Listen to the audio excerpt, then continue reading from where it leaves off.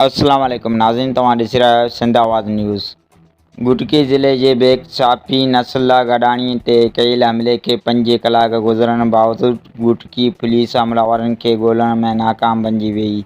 ॿिए तरफ़ नसला गडाणी जी रहीमयार ख़ान जे शेख ज़ायद हॉस्पिटल में ऑपरेशन बाद तबीयत नासाज़ुक, वारस सख़्त परेशान, डॉक्टरनि पारां 24 कलाक अहम करार। नाज़रीन, अफ़सोसनाक ख़बर ॾेई रहिया आहियूं, गुटकी ज़िले जे बेग साफ़ी नसला गडाणी ते कयल हमले खे 5 कलाक गुज़रण बावजूदु गुटकी पुलिस हमलावरनि खे ॻोल्हण में नाकाम बणिजी वई।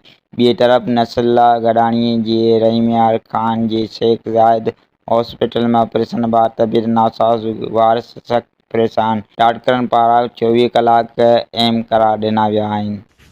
नाज़रीन, सिंध आवाज़ न्यूज़ के यूट्यूब ते ॾिसण लाइ मथे ॾिनल लिंक खे खोले सब्सक्राइब करियो सिंध आवाज़ न्यूज़ यूट्यूब चैनल ऐं रहो हर ख़बर खां बाख़बर।